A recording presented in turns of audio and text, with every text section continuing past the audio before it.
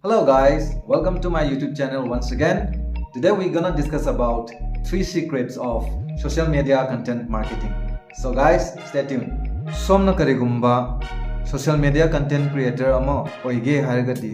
maru aina secret ahum ase khangdabu ya. Secret ahum dudi karino ahanbada storytelling, aduga ani subadana authenticity, aduga ahum subana visual appeal. Hariba pot ahum haibidi secret ahum ase akoina tangai fadana khangpham thoi. Ahanba secret storytelling. Nangna content ama sembam matamda story haibidi nangi narratives ado yamna compelling oiba narratives ama oihalo haibidi akoina semba content ta akoigi hojiki story ase customer ki natraga audience tu ki manung da lai riba magi thamoi da emotion evoke to ngamdragadi akoina semba content se moiga connection ama lai ngamdi aba story asina yamna powerful oiba impact ama diye ba audience sinda aduna content sema kom tamda narratives ase yam mong ta na koina craft tawda aduna tung koina akoigi audience ase akoigi brand bu ningsingba aduga akoina moibu connection ama semgani asine akoina ahanba kena secret ta na storytelling and smile tham. Alright, ani suba secret to de karino authenticity. Yamna authentic oiba content ama koina siamagadi akoi audience ka akoi gi marakta lainaba trust ase koina build tawneba trust build tawba karigumba akoi gi pot china authentic oirakta bataragadi akoi da thajaro oiba audience sing se adudi akoina moiga akoi ga thajaba yanaba lambi adudi akoi gi wari ado pangsa sajinaba wari oiroidabane karigumba adu oiba taragadi akhoida moina thajaba thamakadaba se mangiba yai karigumba audience singna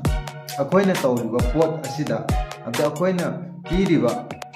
message natraga akhoina piriba service asida moigi thamoida masidi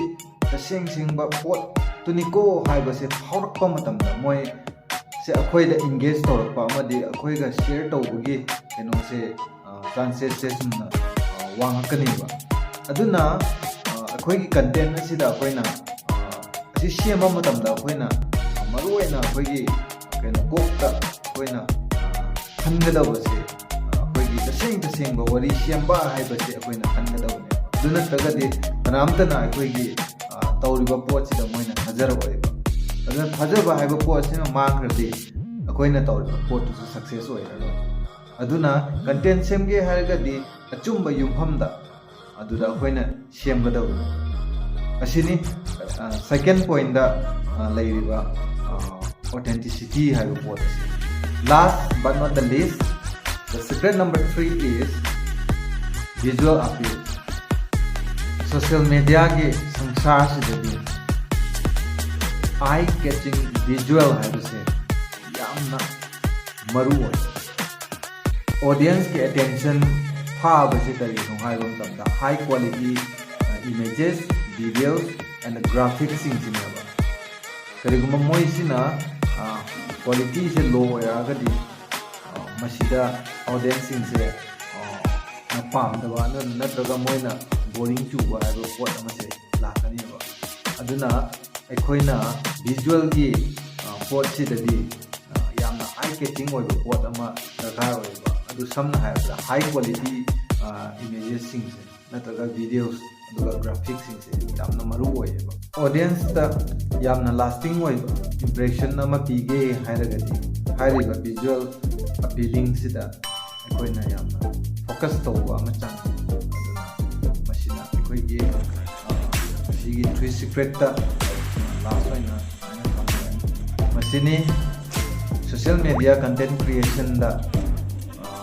yamna maruaiba secret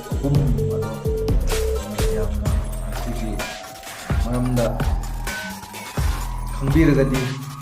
ꯍꯣꯏ content social media platform ꯑꯃꯗ content ꯁꯦꯝꯃꯛꯄ ꯃꯇꯝꯗ ꯌꯥꯝꯅ helpful ꯑꯣꯏꯒꯅꯤ.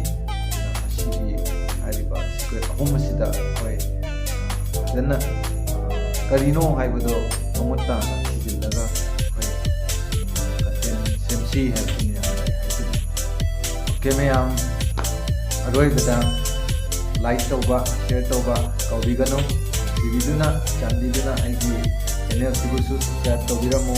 ꯃꯊꯪꯗ ꯑꯁꯤꯒꯨꯝꯕ ꯑꯐꯕ content ꯀꯌꯥ ꯑꯩ ꯄꯨꯔꯛꯆꯒꯦ. ꯃꯊꯪꯒꯤ ꯚꯤꯗꯤꯑꯣ ꯀꯌꯥ ꯑꯩꯅ ꯑꯞꯂꯣꯗ ꯇꯧꯔꯛꯄ ꯃꯇꯝꯗꯁꯨ ꯃꯌꯥꯝ ꯃꯤꯠꯌꯦꯡ ꯇꯥꯃꯤꯟꯅꯁꯤ. ꯃꯌꯥꯝ ꯉꯁꯤꯒꯤꯗꯃꯛꯇꯗꯤ ꯕꯥꯏ ꯕꯥꯏ.